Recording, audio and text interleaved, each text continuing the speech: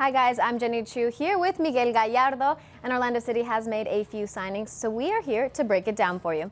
We'll start with Andres Perea. He's on a one-year loan from Colombian side Atlético Nacional with the option to buy after the year ends, which very much resembles that Juan deal, and we saw how we felt about that one.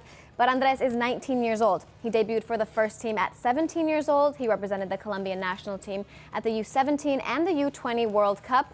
Miguel, you have seen him play. What do you like about him? First of all, I want to give credit to Luis Musi and the scouting team, because that is good business to get a player on loan, low risk, and with the option to buy, he does really well, which I actually really have a good feeling that he's going to do really well here at Orlando. He's a great player, already playing for a big club like it is Atlético Nacional de Medellín, Los Verdulagas. It's a team that is always a protagonist in the league. It's a team that the expectations are high.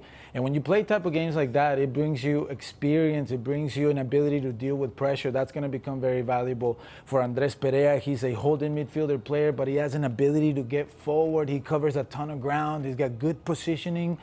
He's got great concepts. He's good on the ball as well. I think that's going to be important for the system of Oscar Pareja that pretends to have a lot of balance on this team. So I'm interested to see how quickly he can adapt to the live change, but I'm very excited about this player. Oscar Pareja for sure has to be excited about the natural talent that he has. He's a great prospect. Well, I think it is important to note that he does not take up an international roster spot because he was born in Tampa, so that's something that is important for us. But like you said, he's very professional. He has in his blood from his dad.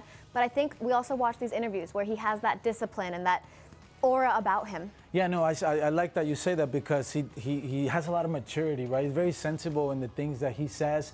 I think for somebody in his position that has a lot of responsibility, I just think it speaks volumes of his character. And we talk about players coming to Orlando City before they're great players. They have great character, so I think he fits right in. I love that. Well, the next player is David Loera. He's a homegrown signing for the club, something the club has been looking to do a ton of, but he went to NC State, where he received all ACC postseason honors every year he was there, all 3 years. He was ranked as high as the #2 player in the nation in the top 100 top drawer soccer players. And he was also named to the Mac Herman Trophy watch list, which is a huge deal within college soccer. Give us the inside info on David. Well, I've seen David play for a long time. He was one of the original academy development players, very crafty player, low center of gravity. He loves to go forward. One of the things I like about him a lot that brings a ton of value is that he likes to play that final ball. He wants to make things happen. Important in soccer That now. is very special quality to have. So great pedigree. He had a great college career, and to adapt from the DA system to college system right away, that speaks volume, because it is a big jump from college to professional now. So I think that brings him a lot of experience, and the fact that he feels the shirt. We talk about it all the time. Somebody who played his youth football here, I think that's going to add a ton of value when it comes to difficult moments. I'm sure they're excited to work with him. And that's something that Marcelo Neveloft mentioned was very important for them to feel the Orlando City badge and to want to represent. Sentir la camiseta, como se dice. Well, the last signing is Jordan Bender. He's the homegrown signing as well, but he is the first player to go through the pyramid as Orlando City sees fit. So from the academy to represent OCB to then sign on to the first team. Hoping we see a lot more signings like that in the coming years. But he's been training with the first team. We saw him last season, and the thing I like about him is his confidence. He's taking players on one-on-one.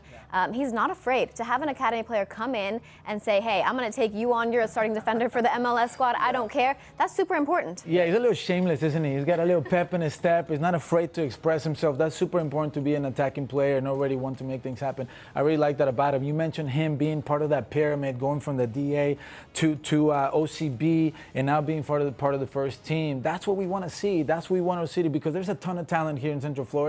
And these two players are just a little bit of a taste of what the type of players that we can find here. But super excited to see him develop. We've seen him train with the first team, so he already knows what it feels like to be in an environment where you see players like Luis Nani. Can you imagine if you come into training and you see Luis Nani? It's like, holy crap, you know. So he's a great player, and I'm really excited to see what he can do. Yeah, absolutely. Orlando City will have a lot of news in the coming weeks and hopefully a lot more exciting signings. So stay with us. We'll bring them to you.